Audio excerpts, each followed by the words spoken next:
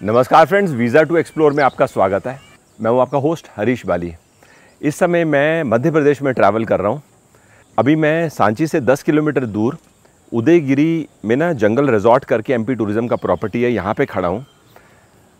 आप पहले प्रॉपर्टी देख लीजिए कैसी है, फिर आपको बताता हूँ आज का हमारा प्लान क्या है। ये इन्होंने बड़ी प्यारी सी मचान बनाई हुई है कि आप यहाँ बैठोगे तो आपको थोड़ा सा अच्छा महसूस होगा। और ये जो जगह है ना, एक्चुअली जंगल के बीच में है। बहुत ज़्यादा बड़ा जंगल नहीं है, बट फिर भी 2-2.5 किलोमीटर का जंगल तो है ही है। यहाँ पर नाइट स्टे करने के लिए जो हमने अकोमोडेशन ली, इसका टैरिफ है 4050 on double occupancy. Madhya Pradesh का जो हम टूर कर रहे हैं एमपी टूरिज़्म के साथ कोलैबोरेशन में कर रहे हैं, तो हमारा यहाँ पे स्टे कॉम्प्लीमेंट्री था। अब हम यहाँ से घूमने के लिए निकल रहे हैं, उदयगिरी केव्स विज़िट करेंगे और केव्स के बाद हम लोग सांची स्तूपा विज़िट करने जाएंगे और एंड ऑफ द डे तक हम लोग भोपाल जाने वाले हैं। सराउंडिंग्स बहुत प्यारी हैं। इनफैक्ट मुझे लग रहा है कि अगर आपको शांत वातावरण पसंद है तो this is a nice place. Ranjit भाई गाइड है हमारे, जो हमें उदयगिरी केव्स विज़िट करने में गाइड करेंगे और उसके बाद फिर हम आगे का सफ़र इनके साथ करेंगे और सांची में हमें दूसरे गाइड मिलेंगे। चलो सामान रखवाएं और चले।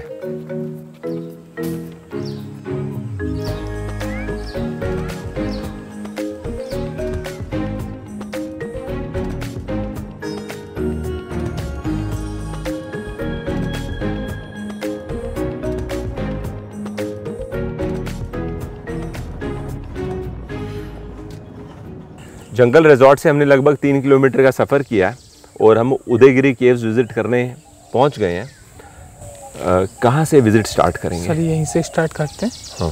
और फिर यहाँ से 200 मीटर आगे चलेंगे, वहाँ पे जो मेन पॉइंट है वहाँ से स्टार्ट करते हैं। सर आ जाओ। यह सारी गुफाएं 4th सेंचुरी एडी की बनी हुई है, चंद्रगुप्त सेकंड के टाइम की। 4th century AD. जो चंद्रगुप्त सेकंड थे, उन्होंने 20 गुफाओं को बनाया गया था यहाँ पे। अच्छा जी। जी हाँ सर। 20 गुफाएं हैं, तो रॉक का टेम्पल्स कितने हैं यहाँ? सर यहाँ पे 18 टेम्पल्स हैं, उनमें से 2 जैन टेम्पल हैं और बाकी 18 हैं जो हिंदू टेम्पल हैं। हाँ, और इसमें से कुछ ब्लैंक हैं। इनको समय के हिसाब से ये सैंडस्टोन है तो एरोजन हो रहा है सर इनमें। तो ये गुफा के अंदर ही टेम्पल है? हाँ, गुफाओं के अंदर टेम्पल है। तो यहाँ ये देखेंगे 17 नंबर टेम्पल है। 17 नंबर टेम्पल के पहले जो टेम्पल गुप्ता एम्पायर में बनाए जाते थे, उनके गेट के सामने गणेश जी और महिषासुरमर्दिनी को रखा जाता था। अच्छा, ये हाँ, महिषासुरमर्दिनी है। आप देखेंगे नीचे जो महिषासुर को दुर्गा जी ने किलिंग करते दिखाया गया है। हाँ, क्या ना, दुर्गा जी है। और महिषासुर ही है सर, उसको फेस को दिखाया गया है और यहाँ पे उसकी लास्ट में टेल को दिखाया गया है, मूंछ को दिखाया गया है। और इस साइड गणेश जी है सर। दिखाओ। 7 नंबर टेम्पल, इसको तवा टेम्पल बोला जाता है। तवा टेम्पल। ऊपर जो स्टोन जो रखा हुआ है ना सर, ये पत्थर जो रखा हुआ है, इसको तवा का शेप दिया गया है सर। अच्छा। इसीलिए इसको तवा टेम्पल बोला जाता है। जब चंद्रगुप्त सेकंड ने जब यहाँ पे विजिट किया था, तो उनके द्वारा जो स्क्रिप्ट लिखा गया था, ब्राह्मी स्क्रिप्ट लिखा गया था। तो अंदर देखेंगे ब्राह्मी स्क्रिप्ट लिखा हुआ है सर। उसी के कुछ अक्षरों से अभी तक जो पढ़ा जा सकता है कि ये चंद्रगुप्त सेकंड के टाइम बना। उनके जो मिनिस्टर थे बीरसेन ने रह के यहाँ पे 20 टेम्पलों को बनाया है सर। और ऊपर देखेंगे एक लोटस बना हुआ है सर, उल्टा लोटस। हाँ। तो यहाँ भी ये भी टेम्पल ही था सर। तो भी थोड़ा अंधेरा है ना, तो अंदर हाँ दिखता नहीं है सर, क्लियर नहीं दिखता। आइडिया तो लग रहा है कुछ लिखा हुआ है। कुछ लिखा हुआ है।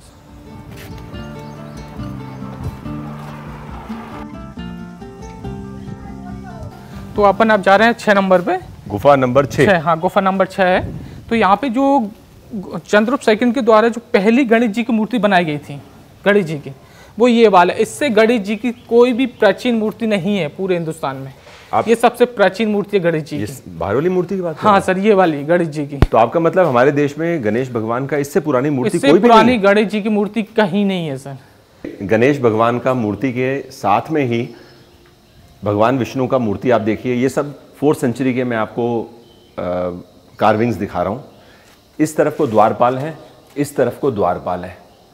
तो इनके बालों पे अगर अपन ध्यान दें तो कर्ली स्टाइल हेयर है। इस प्रकार के द्वारपाल की कार्विंग मैंने कहीं नहीं देखी जहाँ पे कर्ली स्टाइल हेयर हो। इंडो ग्रीक कहते हैं इसको। मैंने ठीक बोला रंजीत? जी जी सर। वहाँ उस साइड देखेंगे सर, वहाँ पे ब्राह्मी स्क्रिप्ट लिखा हुआ है सर। चंद्रगुप्त के समय की, Chandragupta second 4th century AD का सर। और यहाँ पे भी सर वही लॉर्ड विष्णु है सर, उनका जो मुकुट, नेकलेस इंडो ग्रीक सर, और इनकी जो गले में बैजंती माला, और नीचे देखेंगे चक्र को देव और गधा को देवी दिखाया गया, मेल और फीमेल दिखाया गया यहाँ पे। और ये यहाँ पे ये महिषासुरमर्दिनी सर, ये महिषासुरमर्दिनी को दिखाया गया सर। ये कार्विंग काफी, हाँ सर, काफी खूबसूरत है, बहुत अच्छा बनाया है। सही मायने में पहली बार इतनी खूबसूरत कार्विंग देख रहा हूँ वराह अवतार में भगवान विष्णु, और ये है वैजयंती माला, ऊपर की तरफ भूदेवी और यहाँ पर लक्ष्मी माता, और इस तरफ को नागराज के ऊपर भगवान विष्णु ने अपना पाँव रखा हुआ है, और ये वाला जो पाँव है ये पाताल लोक में है। जी सर, ये जो पौराणिक कथा है, पौराणिक कथा सर। ये है जी गुफा नंबर 5। हाँ, 5 नंबर। लवली। ये अभी हम ना गुफा नंबर 3 के पास आ गए हैं। रंजीत भाई बता रहे हैं नॉर्थ इंडिया की ये पहली कार्तिकेय भगवान का मूर्ति है, एक ही पत्थर में कार्व करके इस मूर्ति को तैयार किया गया है। ब्यूटीफुल है, लवली। सर ये 4 नंबर गुफा है, इसमें शिवलिंग है अंदर, और शिवलिंग में शिव जी का पूरा फेस है, और उनके बालों में से गंगा निकली हुई है सर, और तेरे ने 3 नेत्र हैं सर, एक मुख शिवलिंग है सर। ये इतने साल हमारे देश में घूमते हुए हो गए हैं, मतलब हम इतना ट्रैवल करते हैं, लेकिन इस प्रकार का शिवलिंग मैंने कहीं नहीं देखा। यहाँ पर आके ना मज़ा आ गया। बड़े शॉर्ट नोटिस में मैंने ये टूर प्लान किया। मेरे को वाकई लग रहा है कि आप चाहो तो यहाँ 2-2.5 घंटे बिता सकते हो। ये है कि आपको इंटरेस्ट होना चाहिए ओल्ड कार्विंग्स देखने में। अगर वो नहीं है तो फिर तो मज़ा नहीं आएगा ना। जंगल सफारी करने गए और आपको एनिमल्स में इंटरेस्ट नहीं है तो कैसे मज़ा आएगा। अब कहाँ जा रहे हैं हम? सर यहाँ पे चल रहे हैं अपन 13 नंबर। ये शेषशाही विष्णु है, शेष नाग पे विष्णु वहाँ लेटे हुए हैं, शेष सैया पे। और इनके भी देखिए हेड को मिसिंग है सर, हेड मिसिंग है, और नागराज के फेस को भी डिस्ट्रॉय किया गया है सर। ये नीचे जो राउंड में है ये नागराज है। ऊपर इनके ऊपर देखेंगे लक्ष्मी जी लोटस लगाए हुए हैं। कहाँ पे? थोड़ा आप ग्लास को टच करके देखेंगे सर तो आपको लक्ष्मी जी दिखेंगे। इसके पास में ब्रह्मा जी का जन्म हुआ था। जो ब्रह्मा जी का जन्म हुआ था विष्णु भगवान की नाभि से हुआ था, तो सेकंड नंबर में ब्रह्मा जी का जन्म होते दिखाया गया है सर।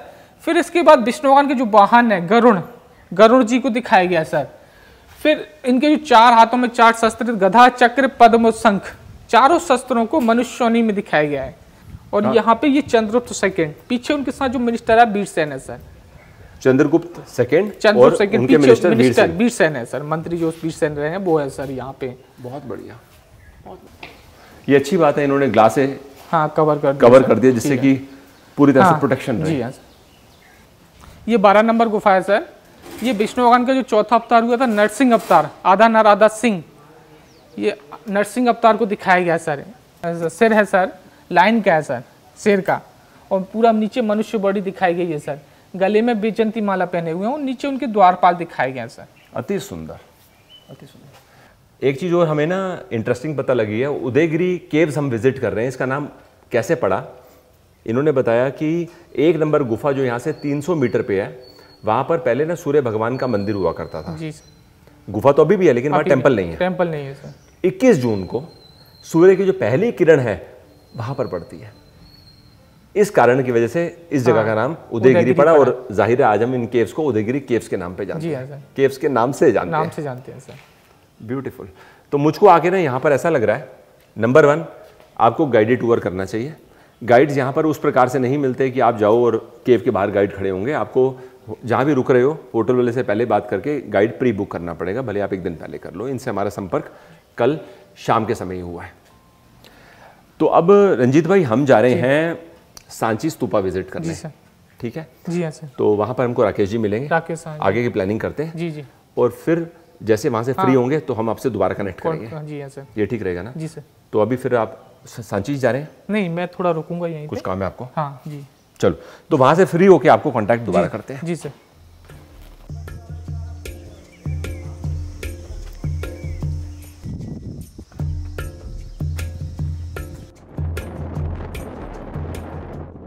उदयगिरी केव से लगभग हमने आधे घंटे का सफ़र किया और अब हम सांची स्तूपा तक पहुंच चुके हैं।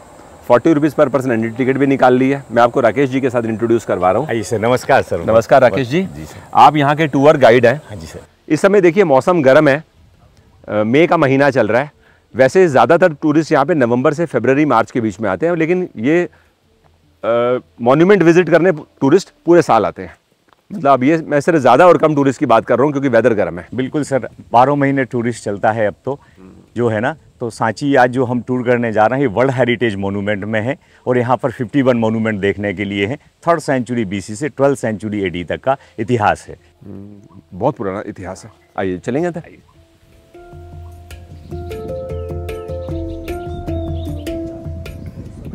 भारत के प्रमुख धर्मों में से, शिक्षाओं में से बुद्धिज़्म एक विशेष महत्व रखता है और गौतम बुद्ध उनकी शिक्षाएं।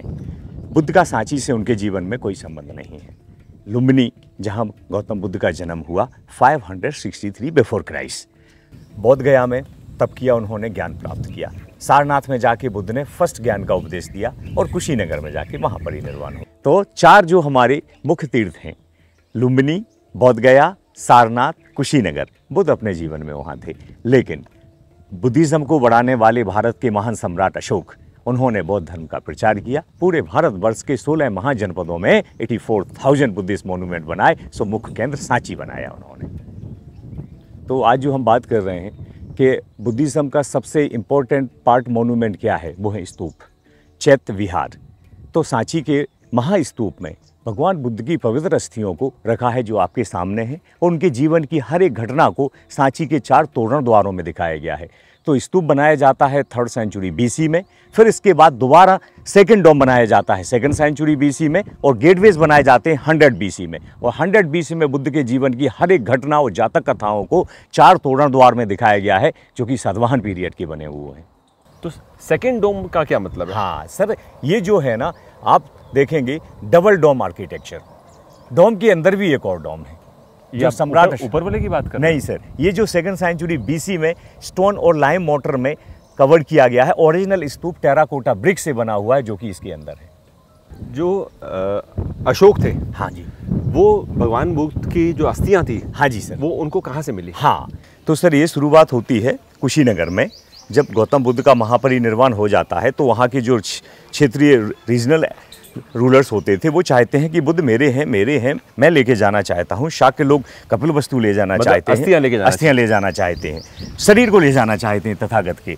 बाद में भगवान बुद्ध के शरीर की अस्थियों का 8 भागों में बंटवारा किया गया, तब जाके स्तूपों का निर्माण हुआ। फिर भारत के महान सम्राट अशोक, जो इतिहास है हमारे देश संस्कृति का कि भाई सम्राट अशोक ने कलिंग युद्ध के बाद बुद्धिज़्म फॉलो किया। उन्होंने कुशीनगर से बने हुए स्तूपों से 7 स्तूपों से पवित्र अस्थियों को निकलवाया और उस पर 84,000 स्तूपों का और विहारों का, मनुष्यों का निर्माण किया। उन्हीं अस्थियों को इस्तेमाल बिल्कुल सब जगह। तो सांची में भी पवित्र अस्थि रखी हुई है और यहीं से महेंद्र और संघमित्रा, सम्राट अशोक के बेटा और बेटी, श्रीलंका गए धर्म प्रचार के लिए। तो यहाँ से धर्म का प्रचार हुआ है चारों दिशाओं में। हाँ सर जी, ये देखिए आप, कमल पुष्प, भगवान बुद्ध का प्रिय कमल। एक एक कमल को देखिए आप, इसके कार्विंग को देखिए आप सर। 100 BC मोनोलिथ एक ही स्टोन से बना हुआ है। नोटिस करने वाली बात है कि एक स्टोन के ऊपर कार्विंग है, ब्यूटीफुल जो है ना। और सैंडस्टोन, इसमें उदयगिरी से ही सैंडस्टोन का लेके आना और विदिशा के लोगों ने कार्व किया है। हाँ। अभी हमने एक तोरण तो वहाँ देखी। हाँ जी, ये सेकंड तोरण है? जी हाँ सर। तो ऐसे टोटल कितनी है? 4 दिशाओं में 4 तोरण द्वार हैं सर, और चारों तोरण द्वार 1st सेंचुरी BC के बने हुए हैं। और इसमें अलग अलग गौतम बुद्ध को सिंबल के रूप में दिखाया है सर। यहाँ देख रहे हैं आप, आइए सर थोड़ा इसको जानेंगे हम। ये महाबोधि वृक्ष बोध गया में है, देख रहे हैं, जहाँ गौतम बुद्ध को ज्ञान प्राप्ति हुई थी। हाँ जी। यहाँ देखो सर, गौतम बुद्ध ने अपना राजमहल छोड़ के जो तप किया था महाबोधि वृक्ष के नीचे बोध गया में, निरंजना नदी के किनारे भगवान ने ज्ञान पाया था। नदियों से ही हमारी संस्कृति का जुड़ाव है। देख रहे हैं मगध के राजा बिंबिसार अपने महल से निकल रहे हैं। तो सर जी, खास बात यह है कि जो कार्विंग हुई है उसमें महलों को भी देखेंगे आप, उस समय की हर एक जो है ना लाइफ की स्टोरी को देख रहे हैं आप। इसमें नौका विहार करते हुए नदी कश्यप को दिखाया गया है। यहाँ महाबोधि वृक्ष की प्रेयर करते हुए लोगों को दिखाया गया है। उस समय के चेहरे देखो, उनके फेस देखो, इनकी पगड़ी देखो, टर्बन देखो, पहनावा देखो सर, एक ही स्टोन में पूरा बना हुआ है सर। बहुत खूब। आइए सर, मैं आपको एक पैनल के पास लेके चलता हूँ सर। सर यहाँ देखो, इस महल में महामाया को सोते हुए दिखाया है, जो कि बुद्ध को जन्म देने के पहले जब माता सो रही थी तो उन्होंने स्वप्न में हाथी देखा था सर, और इस स्वप्न में जो एक वाइट एलिफेंट उनकी कोख में आया है, देख रहे हैं सर यहाँ पे। हाँ, इस विषय को लेके लोगों में कानाफूसी चल रही है कि महारानी ने तो स्वप्न में हाथी देखा है, कोई महान व्यक्ति जन्म लेने वाला है। अच्छा, कोई महान, हाँ, ये प्रेजेंट ये लोग देख रहे हैं सर आप, और इत्तेफाक से अरे महारानी ने स्वप्न में हाथी देखा है, कोई महान बेटा जन्म लेने वाला है, ऐसी चर्चा है। स्वप्न देखने के बाद यहाँ से इसको देख के हमें क्या पता लग रहा है? हाँ सर, यहाँ से जो हम देख रहे हैं कि महल के बाहर आता हुआ एक रथ है, और इस रथ में महामाया देवी और काफ़ी कुछ सैनिक उनके साथ जा रहे हैं। वो अपना ससुराल छोड़ के बच्चे को जन्म देने मायके जाने वाली, मदर हाउस जाने वाली यात्रा का दृश्य। पहले ऐसा ही होता था। हाँ, मायके में जन्म हो। तो यानी भगवान बुद्ध का जो जन्म हुआ वो लुम्बिनी के जंगल में हुआ। लुम्बिनी के जंगल में मदर हाउस जाते समय। फिर मदर 7 डेज बाद एक्सपायर हो गई, तो मासी माँ गौतमी ने उनको पाला था। फिर हाँ, लुम्बिनी मैंने पढ़ा इसके बारे में कि जन्म, हाँ, उनकी माता जी का डेथ बिल्कुल 7 दिन में हो गया, तो उनको पाला किन्होंने था? मासी माँ गौतमी ने, मौसी मौसी ने। हाँ, मौसी गौतमी से बड़े हुए, इसलिए उनका नाम गौतम हो गया।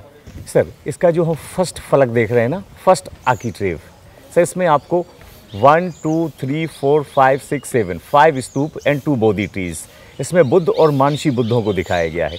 सर, सेकंड वाला जो पैनल की हम बात कर रहे हैं, इसमें गिरफिन भी है, देख रहे हैं सर, एक ग्रीक मैथोलॉजी गिरफिन। इसके सामने सिद्धार्थ को ग्रह त्याग, जब वो महाभिनिष्क्रमण अपना पैलेस छोड़ के बुद्ध बनने के लिए जाते हैं, तो उनके प्रिय घोड़े कंठक के साथ दिखाए गए हैं सर, और उनके प्रिय घोड़े पे छत्र है भगवान बुद्ध का सिंबल। और लास्ट में आप देख रहे हैं सर उनकी चरण वंदना करते हुए सारथी को। जब वो राजा थे तो उनके घोड़े पे अम्ब्रेला था, हॉर्स था, वो जंगल में निकल गए, चरण वंदना किया सारथी, और पाँव के नीचे से घोड़ा वापस आ गया, वो विदाउट अम्ब्रेला। तो ये उनके ग्रह त्याग की कहानी है, जब वो राजकुमार सिद्धार्थ से बुद्ध बनने के लिए गए थे। सर, अगर हम तीसरे फलक की बात करें, थर्ड पैनल में, तो भारत के महान सम्राट अशोक कलिंग युद्ध के बाद उन्होंने बोध गया में धर्म यात्रा की थी अपने पत्नी और बच्चों के साथ। तो सम्राट अशोक को इसमें दिखाया गया है अपनी वाइफ और बच्चों के साथ महाबोधि ट्री, बोध गया महाबोधि टेम्पल के पास।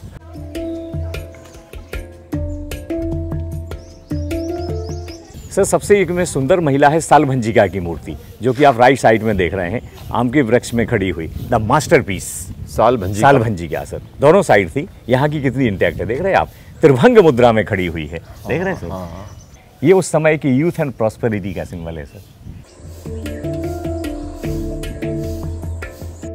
तो सर, जो सम्राट अशोक ने अशोक स्तंभों का निर्माण करवाया था, उनमें एक मुख्य स्तंभ सांची में था, जो कि 42 फीट हाइट का था, चुनार स्टोन से बना हुआ था। कहते हैं कि एक जमींदार जब जंगल में शिकार करने आता है और खड़े हुए पिलर को तोड़वा देता है शुगर कैन जूस मशीन बनाने के लिए। तो वो पिलर वो ये था सर, उसको इसका वैल्यू नहीं मालूम था। बिल्कुल सर, उसको अपनी जरूरत थी सर, पर बाकी का पोर्शन, हाँ, बाकी रखा हुआ है। और ऊपर का शिखर चारों सिंह लायन कैपिटल नीचे म्यूजियम में है। ये म्यूजियम इसके बाहर ही है ना? बिल्कुल सर, सांची टाउन में है, नीचे औंधा भी पड़ता है हमें, टिकट विंडो के पीछे, यहाँ से आपने टिकट परचेज किया उसके पीछे म्यूजियम। तो सर, भारत सरकार ने, RBI ने, जो हमारी करेंसी है 200 के नोट में, यहीं से सांची स्तूप का फोटो दिया है।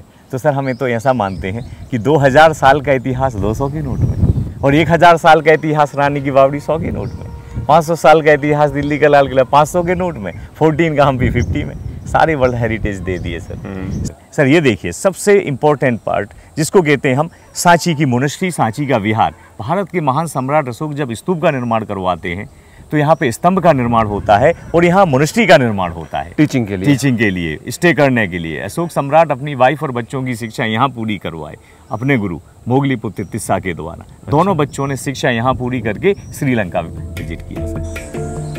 देख रहे हैं सर, ग्राउंड वाटर तो होता नहीं था, rain water harvesting, 7 water tank है सर यहाँ पर। और मेन तो इम्पोर्टेंट है बेतवा नदी, जो हमारी सांची हिल के दक्षिण से निकलती है और सीधे जाके विदिशा होके। तो उस समय विदिशा से भिक्षा प्राप्त होती थी, और भिक्षा कहाँ इकट्ठी होती थी सर? वो जो मोनेस्ट्री के पीछे भिक्षा पात्र रखा हुआ है, उसमें भिक्षा डोनेट करते थे और यहाँ भिक्षु रहते थे, पूरा लकड़ी से कवर्ड था। सबसे पहला मोनेस्ट्री यहाँ पे यही बना था स्तूप के साथ। Very good, excellent. इस जगह की खोज टेलर ने करी, हाँ, कनिंगम ने जो एक्सकवेशन करी, हाँ जी सर, उस पीरियड में मैंने कहीं पढ़ा है कि डोम को खोला गया है, तो क्या इसको भी खोला? बिल्कुल सर, स्तूप नंबर 3, स्तूप नंबर 2 को पूरी तरह खोला गया। और ये 1 नंबर है, ये स्तूपा 1 है, भगवान बुद्ध का है। ये स्तूप भी अंदर से देखा गया, तो इस स्तूप के अंदर एक और स्तूप देखा गया, इसके बाद उन्होंने क्लोज कर दिया, नीचे तक पूरा नहीं खुला है। अच्छा, ये अंदर तक नहीं गए? अंदर तक नहीं गए। इसके अंदर वाला जो स्तूप है ब्रिक से बना हुआ, वो नहीं खोला गया। तो 2 और 3 नंबर स्तूप को पूरी तरह से अंदर खोला था। सर जी, यहाँ पर हम जो देख रहे हैं 3rd सेंचुरी BC का मुख्य द्वार, दक्षिण गेट। महान अशोक ने पिलर यहाँ बनाया, गुप्त वंश ने मंदिर यहाँ बनाया, और चैत्यालय प्रार्थना हॉल भी यहाँ बनाया। सर जी, आप इन कॉलम की हाइट देखिए सर आप, ये पूरा एक समय पूरा लकड़ी से ढका हुआ मंडप था, इसके बीच में एक स्तूप था, इसको हम कहते हैं चैत्य। सम्राट अशोक स्तूप बनाए, स्तंभ बनाए, चैत्य बनाए और विहार बनाए। चैत्य में ग्रुप में प्रार्थना कर सकते हैं हम। तो सर ये चैत्य बना हुआ था, और इसकी शैली सिमिलर ऐसी लगती है सर कि इंडिया में भी थोड़ा सा जैसे एक्रोपोलिस कोलोसियम की झलक दिखाई देती है सर। तो इसको हम कहते हैं थोड़ा इंडो ग्रीक आर्किटेक्चर से जो है ना। अच्छा, ब्यूटीफुल भी लग रहा है। बिल्कुल सर। और सबसे बड़ा कारण ये है सर कि विदिशा में Heliodorus pillar 2nd century BC का है। हेलियोडोरस एक ग्रीक राजदूत विदिशा आए थे, इसलिए ग्रीक लोगों का भी यहाँ काफ़ी कुछ दिखाई देता है सर, आर्किटेक्चर जो है ना। Lovely lovely.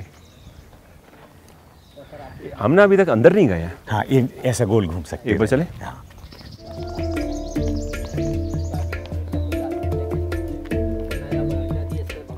कनिंगम ने जब डोम को कट किया ना, तो इस जगह से किया और वापस बाद में स्टोन्स लगा दी। इस तरफ को प्लास्टर है, वो पोर्शन को टच नहीं किया। वो प्लास्टर सामने का जो है ना, ये 2nd सेंचुरी का है।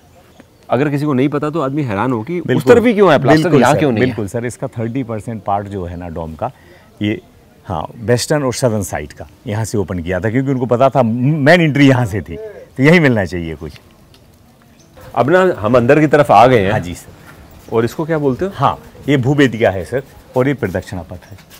हाँ, स्तूप के चारों दिशाओं से हम 4 तोरण द्वार से एंट्री करते हैं, फिर हम यहाँ पे परिक्रमा करते हैं। तो एक्चुअली सबसे पहले बना वो ये एंट्री रास्ता था। बिल्कुल बिल्कुल सर, ये जो है ना सीढ़ियाँ जाती हैं और ये पूरा का पूरा परिक्रमा करते हैं। तो हम परिक्रमा करते हैं, क्लॉकवाइज ही करते हैं, फिर ऊपर चलते हैं क्लॉकवाइज जो है ना। मथुरा स्कूल से बनी हुई मूर्ति ये 5th सेंचुरी AD की है सर, ये गुप्त काल में। और यहाँ बुद्ध को हम ध्यान मुद्रा में देख रहे हैं सर, पद्मासन मुद्रा में। तो 4 दिशाओं में 4 मूर्तियाँ स्थापित हुई। सांची स्तूपा का विजिट हमारा क्लोज हो चुका है। राकेश जी धन्यवाद जी, बहुत बहुत शुक्रिया सर। और यहाँ पर तो क्या है, वैसे पूरे साल टूरिस्ट आते हैं, लेकिन ज़्यादातर टूरिस्ट या तो बारिशों में आते हैं या विंटर्स में। और बारिशों में ना यहाँ की ब्यूटी बढ़ जाती है बहुत ज़्यादा। हर तरफ ऐसे होता है जहाँ जंगल होते हैं, हरियाली होती है, नेचर का एक बारिशों में अच्छा लगता है देखने को। चलो, थैंक्स वंस अगेन। ठीक है, थैंक्स। आप चलिए, क्योंकि आपका ग्रुप भी आने वाला है। Okay sir, thank you sir. Great.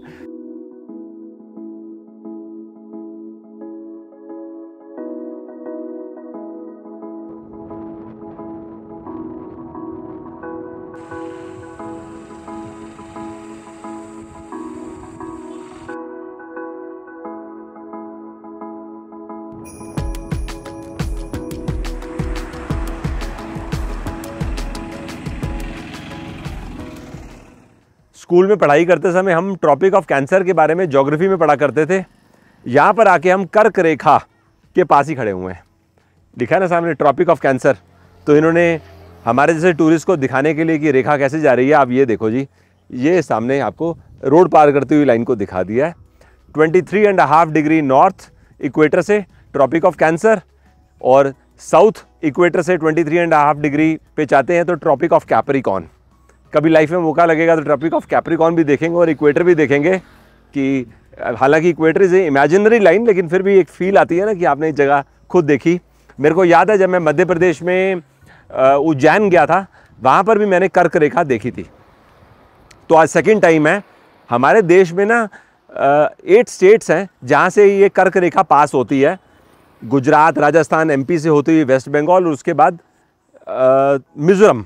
तो ऐसे टोटल 8 स्टेट्स हैं और MP के अलग अलग डिस्ट्रिक्ट से निकलती है। अब उज्जैन के बारे में तो मेरे को मालूम है क्योंकि मैं होकर आया, और अभी हम लोग सांची से भोपाल के रास्ते पे ये चीज़ यहाँ पर देख रहे हैं। इंटरेस्टिंग है ना। वैसे हमने सांची से अभी 20 मिनट का सफ़र किया है और यहाँ पर आए हैं। चलिए जी, एक हेड्स अप, थोड़े मेरे कुछ बातें पता थी, कुछ मैंने पढ़ ली, ये मैंने आपको दिखा दिया और ख़ुद भी देख लिया है। इस समय सूरज हमारे सिर के ऊपर है, धूप तेज़ चल रही है और हम जा रहे हैं भोपाल। भोपाल पहुंचेंगे फिर आपको अब ज्वाइन करेंगे क्योंकि अब हमें बीच में कहीं रुकना नहीं है, राइट। तो सी you after some time.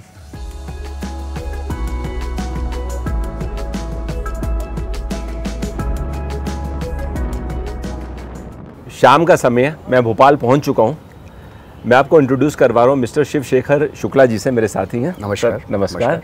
Principal secretary tourism and culture.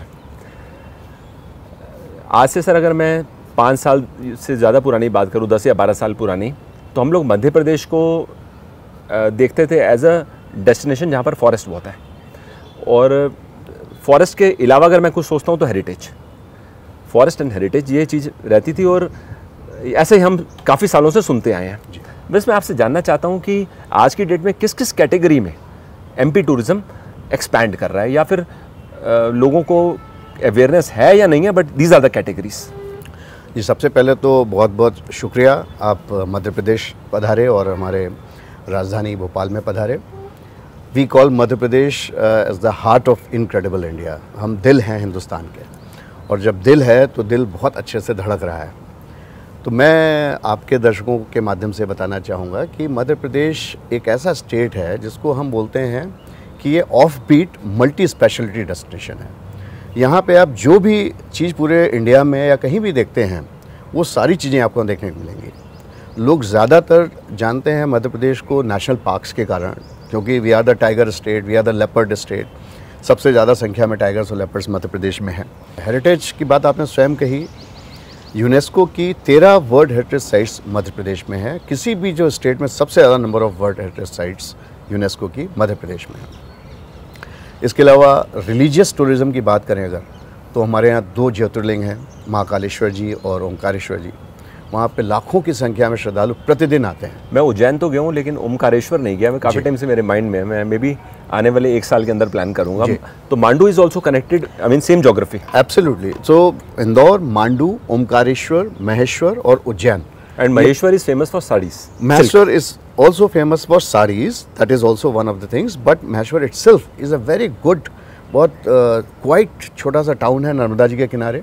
एक बहुत सुंदर सा अहिल्याबाई जी का बनाया हुआ किला है, और बहुत सुंदर सा म्यूज़ियम है। बहुत कुछ वहाँ पर आपको शांति का अनुभव होगा, और बहुत सुंदर जगह है वो अपने आप में महेश्वर। मांडू जैसा मेडिवल टाउन, जो कि वो भी यूनेस्को की टेंटेटिव वर्ल्ड हेरिटेज लिस्ट में है, बहुत सुंदर। आपको ऐसा लगेगा जैसे हम मिडिवल पीरियड में पहुंच गए। वो टाउन ही ऐसा है, छोटा सा, और बहुत सुंदर है। जहाज़ महल करके एक बहुत सुंदर सी जगह है मांडू में, और बहुत सारी इमारतें ऐसी हैं जो हेरिटेज को दर्शाती हैं। तो ये पूरा सर्किट अपने आप में हिस्ट्री भी लिए हुए है, रिलीजन भी लिए हुए है, स्पिरिचुअलिज्म भी लिए हुए है। और इंदौर हमारा सबसे क्लीनेस्ट, जो मध्य प्रदेश का और बल्कि पूरे देश का क्लीनेस्ट सिटी मध्य प्रदेश का जो है वो इंदौर है। 6 साल से लगातार 7वां साल इस बार था जो इंदौर को पूरे देश में क्लीनेस्ट सिटी का अवार्ड मिला, और मध्य प्रदेश को as a state second time cleanest state का अवार्ड मिला। आप देखेंगे, अब भोपाल भी आए हैं तो आप नोटिस करेंगे इन जनरल यहाँ पे लेवल ऑफ क्लीनलीनेस और हाइजीन इतना अच्छा है। Law and order is so good. महिलाएं भी रात में 12 बजे भी अकेले निकल जाएं, there is no harm, there is no problem. कहीं भी आपको लॉ एंड ऑर्डर या कहीं गुंडागर्दी या इस प्रकार के हुलिगिज्म ये नहीं दिखेगी। हेरिटेज हो गया, जंगल फॉरेस्ट हो गया, and religious tourism. Religious and spiritual added to it, and the 4th component I would say wellness tourism. हम लोग बहुत फोकस कर रहे हैं। हमारे यहाँ इतनी अच्छी अच्छी ऑफ बीट डेस्टिनेशंस हैं जो बिल्कुल सुंदर पहाड़ी इलाके में या पास में बहुत अच्छी वाटर बॉडी है, हेरिटेज की जगह भी है आसपास लगी हुई। वहाँ पे हमने बहुत अच्छे से टेंट सिटीज़ लगाने शुरू किए हैं। उदाहरण के तौर पे हमारे यहाँ मंदसौर जिला एक है, वहाँ पे गांधी सागर डैम है, वहाँ पे हम लगाते हैं। हनवंतिया करके एक जगह है इंदौर से 2 घंटे की डिस्टेंस पे, वहाँ बहुत सुंदर टेंट सिटी लगाते हैं। इस प्रकार के अनेक जगहों पे लगाते हैं। वहाँ पर आपको वेलनेस रिट्रीट्स हम ऑर्गेनाइज़ करते हैं। तो जैसे आप शहरी जीवन से उकता गए, बहुत परेशान हो गए, कई बार स्ट्रेसेस में आदमी सोचता है ऐसी जगह जाए जहाँ मुझे रिलीफ मिले, शांति मिले। तो वेलनेस रिट्रीट में एक बहुत अच्छे योगा गुरु आपके साथ में 1 हफ्ते है, वो आपको सारा ट्रीटमेंट कराएंगे, मेडिटेशन की प्रैक्टिस कराएंगे, योगा कराएंगे, सारे आयाम जितने भी होते हैं वेलनेस के वो आपको वहाँ पे योगा रिट्रीट में उस सुंदर सी जगह में करने को मिलेगा। तो इन सब चीज़ों के बारे में एक आम आदमी को इन्फॉर्मेशन आपका वेबसाइट पे मिलेगा, टूरिज्म वेबसाइट? जी जी जी, हमारी टूरिज़्म की वेबसाइट एमपी टूरिज़्म की बहुत रिच है। उसे एक्सप्लोर करेंगे तो उसमें आपको सारी इन्फॉर्मेशन मिलेगी। प्लस मैं हमेशा कहता हूँ कि हमारे सोशल मीडिया हैंडल्स जो हैं मध्य प्रदेश टूरिज़्म के, they are the best in the country. मैं हर एक को आग्रह करता हूँ कि उसको फॉलो करें, और रील्स हम लोड करते हैं जो कि बहुत आई ओपनिंग भी होती हैं, और आपको मालूम पड़ता है कि हमारे देश में ही और हमारे नज़दीकी कितनी सुंदर जगह हैं। हम कहाँ देश विदेश की बात करते हैं, बाहर जाने की बात करते हैं। और बहुत ही और हम पूरे प्रदेश में 1000 होम स्टेज अपने गांव में बना रहे हैं। और वो हम नहीं बना रहे हैं, गांव वाले स्वयं बना रहे हैं, हम केवल हैंड होल्डिंग कर रहे हैं। उनको हम ट्रेनिंग देते हैं कि एथनिक तरीके से उनके ही जैसे रहने की स्टाइल है, उसी मटेरियल का, लोकल मटेरियल का, मड हाउसेस, ग्रास का, बैम्बू का यूज़ करके वो सुंदर से होम स्टेज बनाते हैं। केवल रुकने की जगह नहीं है, वो एक्सपीरियंस की जगह है। आप जाएंगे तो उनके साथ ही बैठ के उनके साथ में चूल्हे पे खाना पकाएंगे, वो भी लोकल कुजीन आपको खिलाएंगे बहुत बढ़िया सा। फिर वो आपको खेत में ले जाएंगे, आप सुबह उठेंगे तो आप सब्जी जा कर के खुद अपने हाथ से तोड़िए, उसका एक अलग आनंद होगा। आपको अपने आम के बाग में ले आएंगे, आप आम तोड़ करके वहीं बैठ के खाइए, अमरूद खाइए। हमारे 150 होम स्टेज ऑलरेडी प्रदेश में बने हुए हैं और वो फंक्शनल है। वो एयरबीएनबी और दूसरी जो बुकिंग साइट्स होती हैं उनके माध्यम से बुक किए जा सकते हैं। हमारी वेबसाइट में भी जितने फंक्शनल हैं सबका डिटेल हमने डाला हुआ है, उनके वॉक थ्रूज भी डाले हुए हैं। अच्छा सर, जिस जगह अभी हम खड़े हैं, इस जगह का नाम है Minto Hall. Minto Hall rooftop restaurant जी। तो ये जगह ना मेरे को बेहद पसंद आई है। सच अ नाइस प्लेस। आप ऊपर खड़े होकर सामने लेक व्यू देख रहे हो जी।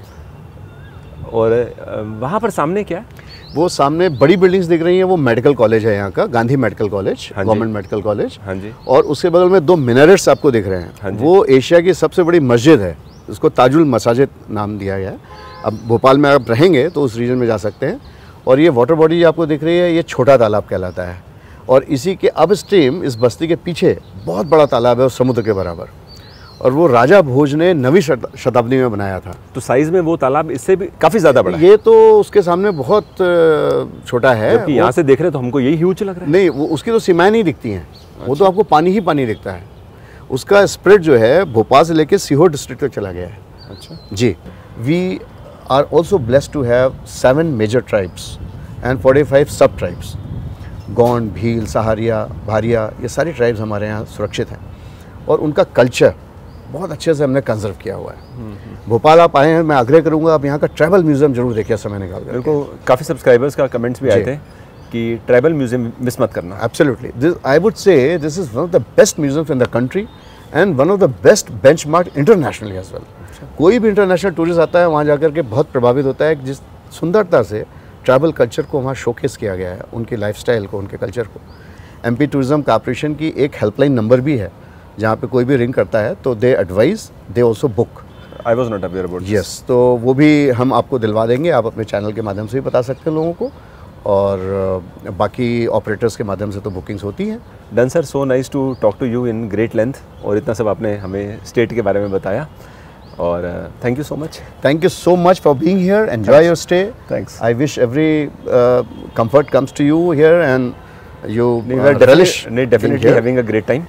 और मैं तो आपको आग्रह करूंगा अपनी फैमिली के साथ आइए और रिलैक्स कीजिए आकर के यहाँ पे। मैं अगले 1 साल के अंदर ही फैमिली के साथ बनाऊंगा, होपफुली बिफोर February। एब्सोल्युटली। और फैमिली के हर एक एज ग्रुप के लिए यहाँ कुछ ना कुछ है, छोटे बच्चे से लेकर वृद्ध जनों तक सबके लिए है। You can come with your elderly persons also. Done, sir. You will enjoy. Thank you so much. So nice to meet you.